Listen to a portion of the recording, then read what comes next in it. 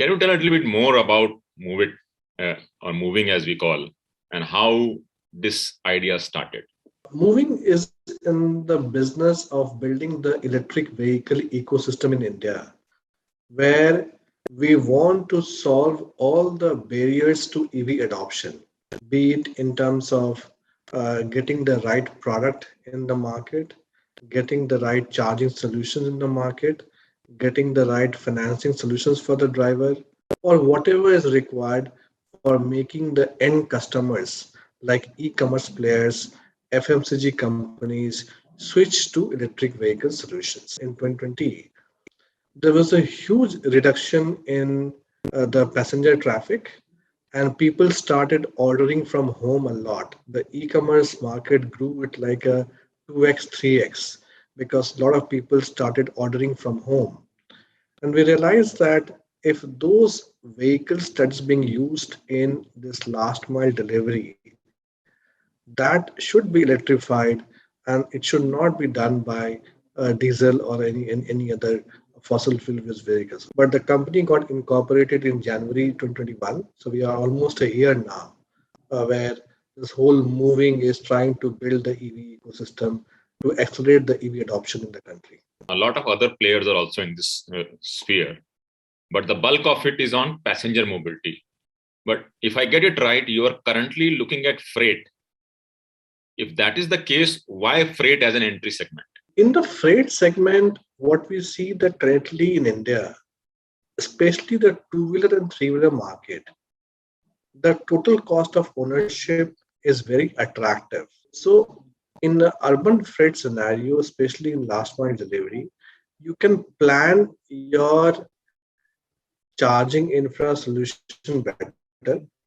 You can plan your fleet routing and scheduling better, and you can run the vehicle more than 80 kilometers per day. And that makes the case for electrification in the two-wheeler and three-wheeler space very attractive.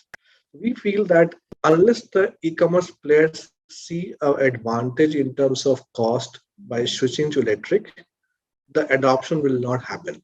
And the urban freight, especially the last mile delivery, is a perfect case for electrification given the cost advantage. So, what are the big challenges that you have faced, and what are the big opportunities that you have seen since 1 year of operation? The opportunities is huge. Every customer we spoke with in the B2B space, whether it's the likes of Amazon, Flipkart, Hindustan Lever, ITC, Coke, everyone is showing their willingness to drive towards sustainable EV adoption. So the demand potential and the demand surge in electrification is a huge. So we see as a huge opportunity for switching the customers towards electric vehicles. On the challenges part, unlike ICE vehicles, where you can go in the market and choose the best product and associated financing solution, despite having 40, 50 OEMs in this two-wheeler and three-wheeler space, finding the right product with a customized financing solutions that will work for the use case in the last mile delivery applications. If you don't onboard the right product for the use case, then the customer experience becomes a problem.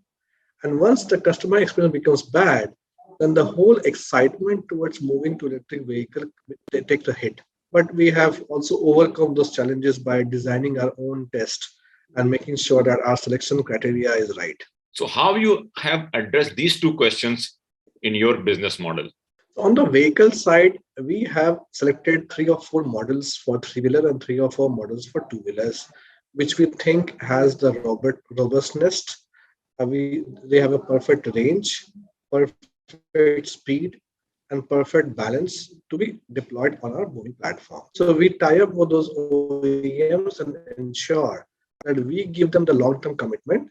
In return, we get the long-term supply commitment from that side. That's the OEM engagement strategy from the vehicle perspective. From a charging perspective, yes, you are right. We do the geospatial mapping of all the customer warehouses, whether it is existing customer or the new customer. And based on the mapping of the warehouse, we try to set up a charging hub within the 3 to 5 kilometer radius of those hubs. And each charging hub has the capacity to charge around 50 wheelers at the same time. And that charging hub can meet the requirement of multiple clients in the radius of 3 to 5 kilometer.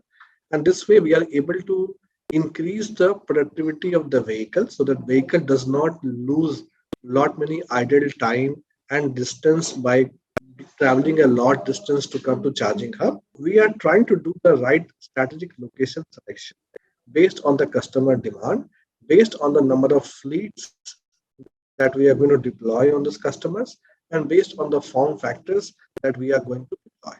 Financing for electric vehicle is a big challenge. So, and we keep on hearing from the customer segment, but in the commercial space, is this the case? And if so, how have you addressed this? Financing in general, EV sector is a problem. There are two elements of the challenges of the financing.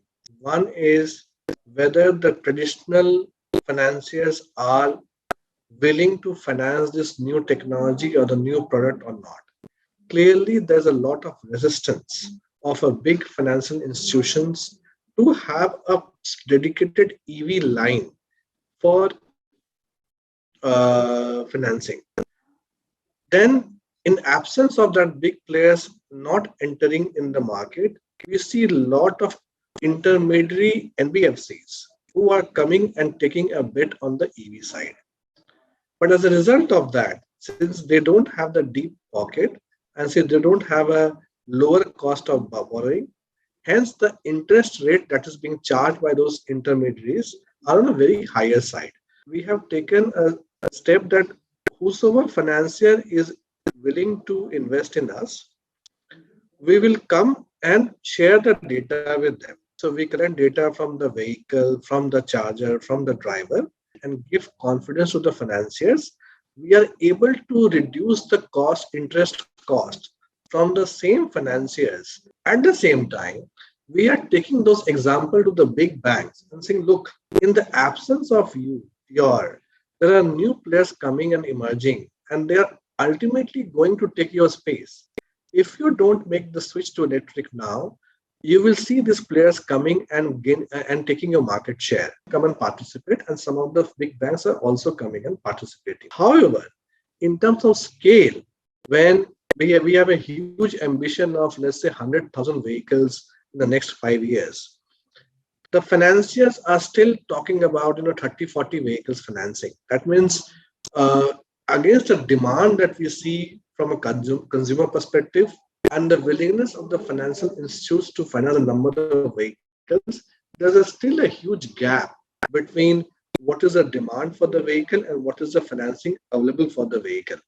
And that is the gap that yet needs to be closed. Do you think skilling is a real pain point? And if so, what are you doing to kind of address this in your ecosystem? So what we are doing is we have a proper driver training program, and before driver starts the vehicle, we give them a full-fledged training on how to run the electric vehicle. Then we also ensure the driver uses the app, and through the telematics that we have fit in the vehicle, we are able to trace a lot of data on the vehicle speed, location, harsh brake, harsh acceleration, state of the charge of the battery, what was the range. But at the same time, a continuous feedback mechanism to the driver using their own data to show that which part of the journey they did a good thing, which part of the journey they could have done better, and they could have got a better ride experience of the electric vehicle, and they could have got a better performance of the electric vehicle. That also we are doing. On the upskilling side of the maintenance, so we need more of a electrical kind of technician and less of mechanical. That is the change we are seeing, because you have to deal with battery, you have to deal with charger. So that skill building is also happening by having our own workforce who is responsible for ensuring the uptime of the vehicle and ensuring the uptime of the chargers in the charging hub. What would be some important support that you would expect from the government as well as from, let's just say, civil society like WRI to help kind of scale this EV transformation in India? Over the last few years, government has been very supportive in accelerating the EV adoption in the country. Whether it's a FAME 2 policy of 10,000 crore supports in uh, purchasing the electric vehicles, or in terms of getting the subsidy in terms of GST reduction, getting the green plate. I think those are the very fantastic policy from the central government. Some state government on top of that are coming up with a very good policy, like Delhi government has on top of that fiscal subsidies, non-fiscal subsidies, where they are allowing electric vehicle to enter in the daytime anywhere in the Delhi where it's other vehicles are not allowed. And then one-stop charging solutions for the Delhi government. And now, in terms of financing, they are trying to do the subvention scheme for solving the financial. But it is still not. If you look at overall data, the percentage of EV sales have gone up, but it has only gone up to 1.6% of the total EV sales. Unlike in US, Europe, and China, it's already gone in double digit. And one of the biggest barrier is currently in terms of getting this whole battery cell manufacturing supply chain happening in the country itself. Lot of dependency that's happening in the foreign countries is not allowing the OEMs to manufacture in the big volume. And I'm hoping this PLI scheme on the battery manufacturing, on the semiconductor, will be a great push towards electric vehicle thing. The second thing is also in terms of charging infra. While the government is trying to do something on their own, building their own charging infra, getting their own land for their own government mandate agencies. I think they should open all private players to also come in and, in a very tender specific manner, offer the land and the locations for private players to come and invest and set up the charging infra.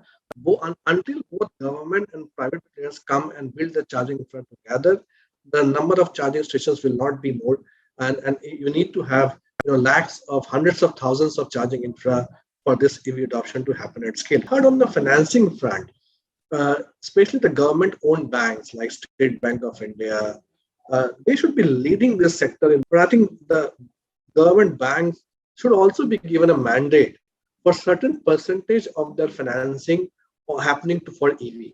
Like they are giving mandate for aggregators, like Delhi government has come with the policy, and they are asking the aggregators for certain percentage of the fleet to be EV.